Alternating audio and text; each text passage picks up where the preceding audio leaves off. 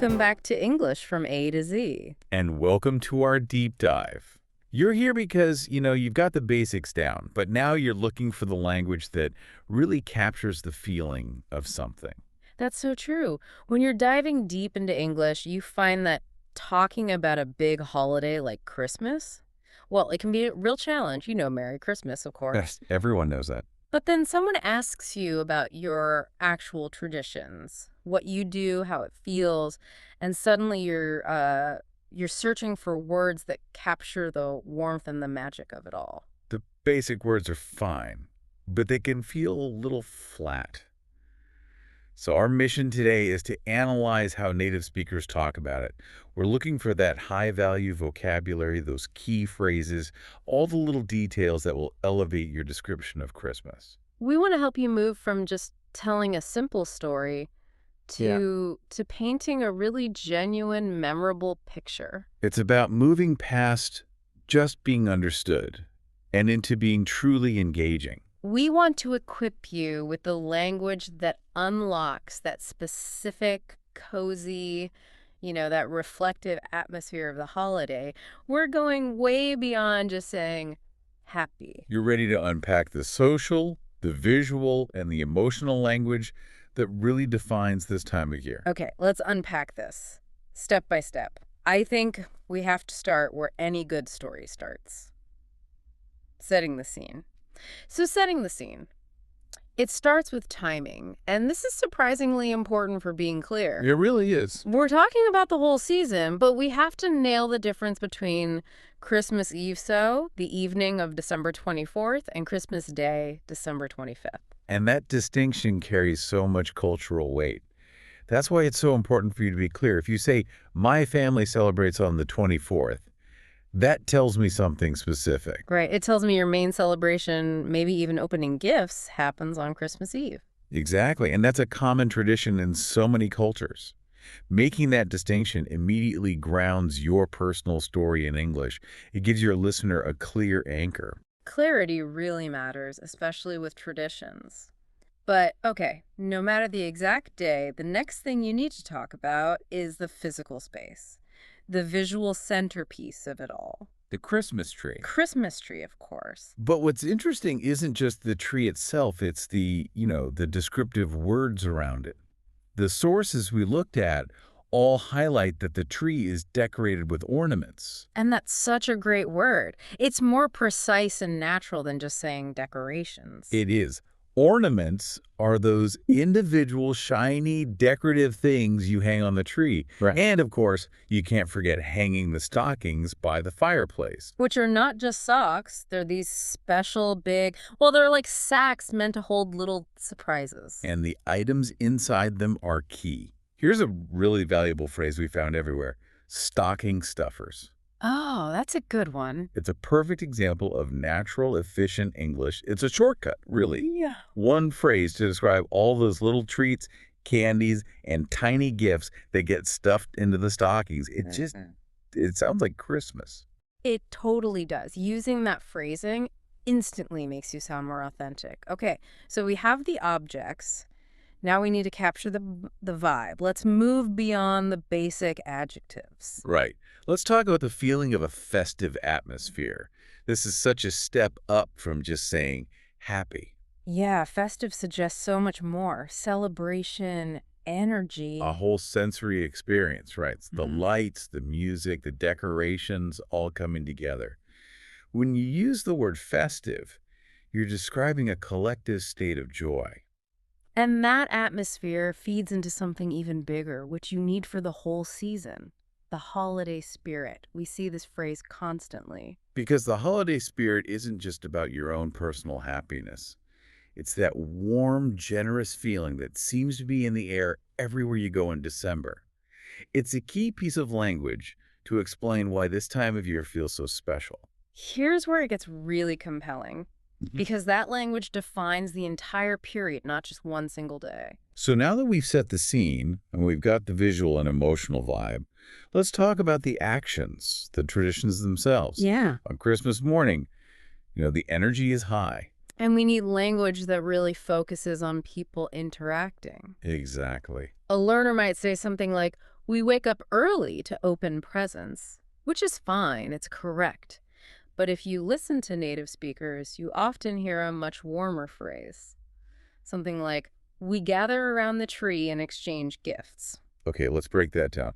Yeah. Why is exchange gifts so much better? Well, I think open presents feels very transactional. It's just about the action of unwrapping something. Right, whereas exchange gifts puts the focus on the social ritual, the Yeah. back and forth. It suggests it's a mutual thing, and that makes it feel like a central part of the family gathering. That difference is so subtle but really powerful. It shifts the focus from the object to the relationship. And remember, it's not just about the moment of opening gifts, it's about creating memories. Yes. That phrase, creating memories, covers all those smaller things, doesn't it? Taking photos, laughing at a silly present, making hot cocoa to sip on while you do it. When you say something like, we were busy creating memories all morning, your description becomes so much richer. And when you're describing that togetherness, sometimes the simplest phrases are the best. A really natural way to sum it all up is just, we love spending Christmas morning together.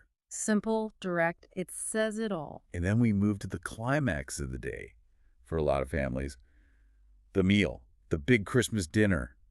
Roast turkey, mashed potatoes, all the classic stuff. But just listing the food can be a bit Yes. bland. The real linguistic magic here is in describing the collaboration. Exactly. We see that native speakers don't just state the result, they describe the process. So instead of, we ate a big meal, you hear something warmer, more active. Like, we all worked together to prepare a delicious Christmas feast. Yes. And using the word feast is another great way to elevate your language. It suggests something really big, special, indulgent, not just a normal dinner. And you can add that very practical phrase to show the teamwork. Everyone helps in the kitchen. That little detail adds so much authenticity. It makes it real. So the collaboration is done, the feast is over, and everyone is, well, they're full. That frantic energy from the morning is gone. Now comes the afterglow. The wind down. Post-meal activities are all about decompressing. We see all the classic traditions here, watching your favorite Christmas movie. Playing a board game. Or just settling in for a long, relaxed chat. Just spending that quality time together. And there's a perfect summary phrase for this part of the day. We enjoy a relaxing evening with the people we love. It just captures that quiet contentment perfectly. A lot of families also have the tradition of going for a walk to see the Christmas lights in the neighborhood. And that's a nice detail because it shifts the focus back outside to the peaceful, ambient beauty of the season. Okay, so now we get to the core of it all. How you feel. Mm. And like we said, happy is just too basic. We need that advanced emotional vocabulary. After the rush of the day, there's often this feeling of reflection. And the most common sentiment we found was gratefulness. You might say something like, I feel so grateful for my family. That word gratefulness, it adds so much depth. It shows a real appreciation, not just, excitement. And if you're feeling really relaxed, you might express a feeling of serenity. Christmas makes me feel calm and peaceful. That's a great pair of words to describe that quiet joy of being together after all the work is done. Right. By using words like gratitude and peace, you're signaling that this is a meaningful experience for you, which makes your description really resonate. Okay, so we've covered timing, visuals, actions, and feelings. Now let's put it all together into a cohesive story, which is the ultimate goal here. Yeah, let's listen to how a model narrative can sound when it brings all these elements together. It really shows how everything just flows. On Christmas morning, we wake up early and gather around the Christmas tree. We exchange gifts and take photos, creating memories together. Afterward, we work together to prepare and enjoy a delicious Christmas feast with turkey and mashed potatoes. In the evening, we enjoy a relaxing evening watching a Christmas movie. Christmas is special because we feel so grateful and peaceful for the time we spend together as part of our family gathering. It's my favorite holiday. That sounds incredible. Every single sentence has that warmth and depth we've been talking about. That's your goalpost. Now, for you, the learner, it is absolutely essential that you practice these phrases out loud. Yes, just reading them isn't enough. You have to feel them on your tongue. So this is your focused practice time. We'll ask a question, and we'll give you a short, maybe 10-second window to try and formulate an answer using these target phrases. Don't worry about being perfect. Just focus on speaking. Ready? Let's start with actions. Remember, we want to go beyond open presents, all right? Practice question 1. What do you do on Christmas morning? Try to use a phrase like, we gather around, or we exchange gifts. Take 10 seconds. Excellent. If you used exchange gifts, you instantly sounded more fluent. If you added creating memories, you really nailed the descriptive depth. Okay, next up, the meal. Practice question 2. What do you eat, and how is it prepared on Christmas Day? Try to use Christmas feast or work together. You got 10 seconds. Fantastic. Describing the process that everyone helps makes your story so relatable. It's that teamwork that makes it sound authentic. Okay, now let's move on to traditions. Practice question 3. What are your specific family traditions? Start your answer with the target phrase. It's our family tradition too. Go ahead, 10 seconds. Perfect. Starting with that structure clearly signals you know how to talk about customary activities, whether it's a walk to see the lights or playing a certain game. All right, now for emotion. Let's use that elevated vocabulary. Practice question 4. How do you truly feel on Christmas?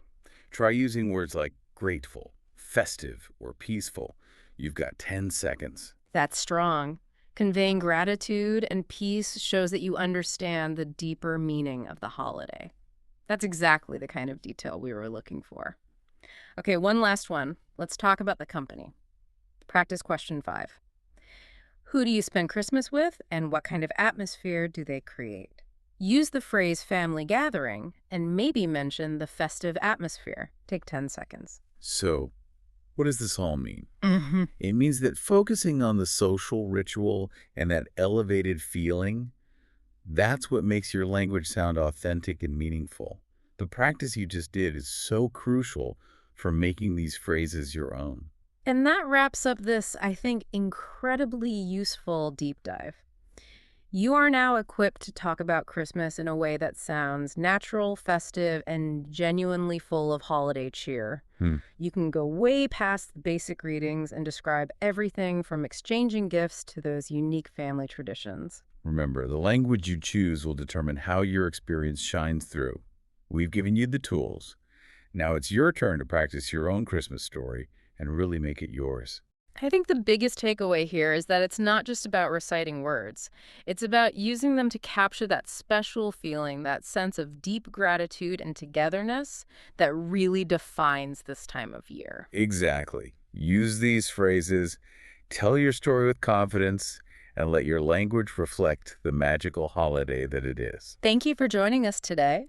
Until next time, Merry Christmas and Happy Holidays.